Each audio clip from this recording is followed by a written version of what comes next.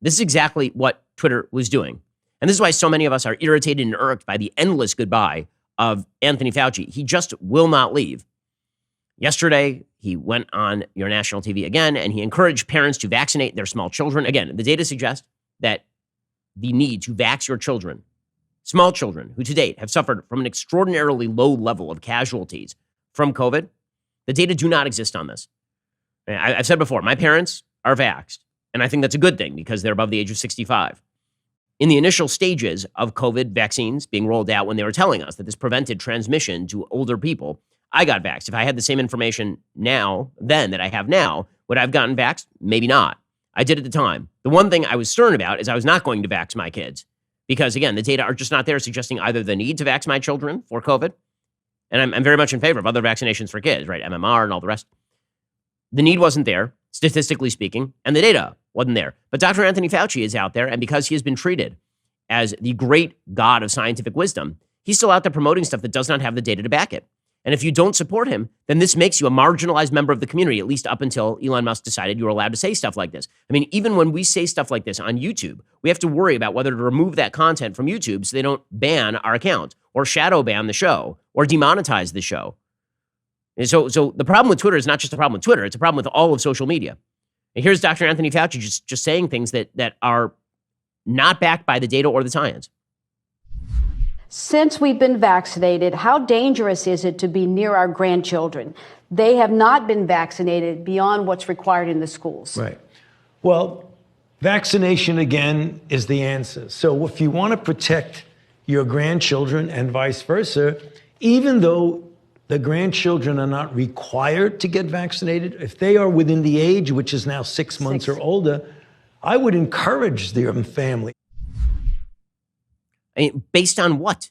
Based on what? Again, the data on the vaccinations preventing transmission do not exist.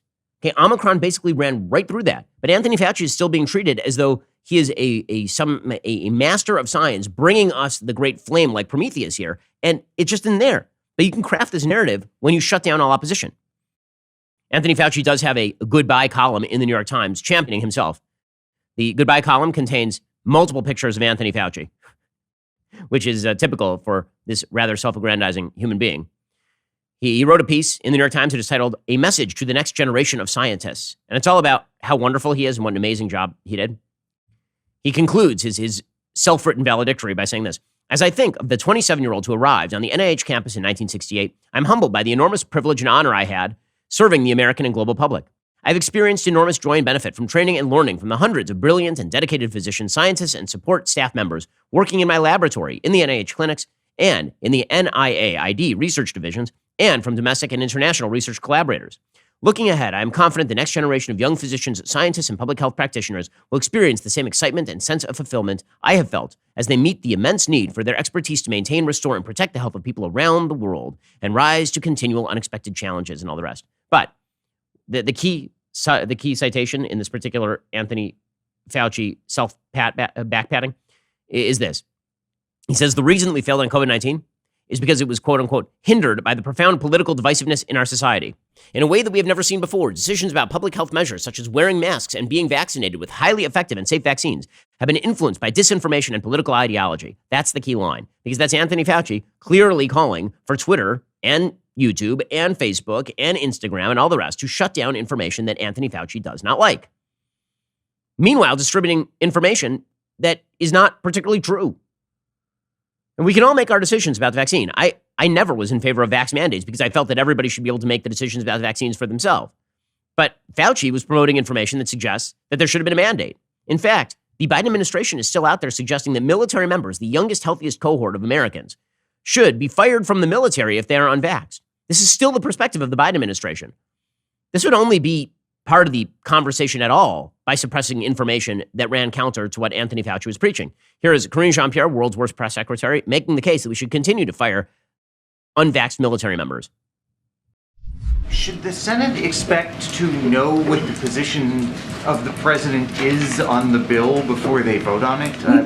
We've been very clear when I've been asked about the vaccine mandate. We thought that that was a mistake, and it wasn't just from the president. It was also from the Senate and Congress received a letter from Secretary Austin saying how important, he believed how important the vaccine mandate was. They're promoting this information, which is in fact misinformation, because they know that they have been able to stranglehold the dissemination of information for a really long time. Well, there is a danger to them in this. Okay, the danger to them in this is that if you continue to promote bad ideas into an echo chamber, you think the only people out there who matter are the people in the echo chamber. There are a lot of other people outside the echo chamber, and the blowback is going to be severe. And this is true not just with regard to COVID. It's also going to be true with regard to social issues. So, for example, E.J. Dionne has a piece over in the Washington Post today. It's called A Question to Conservative Christians on Gay Marriage. Why draw the line here? And basically what he says is religious conservatives should bake the cake. It's very important that religious conservatives bake the cake. He admits that for thousands of years, marriage has meant man and woman. But he says religious people are bigots. Now, this is a perspective that is developed inside a very specific precinct of American life. The vast majority of religious people are not using religion as a cover for their bigotry. They believe that same-sex marriage is wrong for both natural law and religious reasons. But according to E.J. Dionne, because this is the kind of stuff that he says to his friends, if you are a religious person and you oppose same-sex marriage, it is because you're a bigot. He says many traditionalist Christians view homosexual relationships as sinful. I think they are wrong, but I acknowledge this is a long-held view. Yet many of the same Christians also view adultery as a sin. Jesus was tough on divorce. What therefore God has joined together, let not man put asunder, he says in Matthew's gospel. But unless I'm missing something, we do not see court cases from website designers or florists or bakers about refusing to do business with people in their second or third marriages. Well, I mean, first of all, this has been a pretty solid debate among Christians for a very long time as far as how to view divorce. And divorce is acceptable inside Judaism. It's acceptable inside Protestantism. Catholicism does not accept divorce. Okay, but presumably, divorce is still a very live issue for Catholics. And you could see a world in which a Catholic baker says, I'm not going to bake a cake celebrating your divorce, and there'd be nothing wrong with that. But, says E.J. Dionne, we do not see the same ferocious response to adultery as we do to same-sex relationships. Heck, conservative Christians in large numbers were happy to put aside their moral qualms and vote twice for a serial adulterer. Why the selective forgiveness? Why the call to boycott only this one perceived sin? But it's not selective. Because Donald Trump also, by the way, was in favor of same-sex marriage, last I checked. So what does E.J. Dionne talk? What he's really saying is that because he lives in this ivory tower where all the people agree with him, any religious person who disagrees with him is actually a bigot. He says what we are seeing in the opposition to same-sex marriage is less about religious faith than cultural predispositions.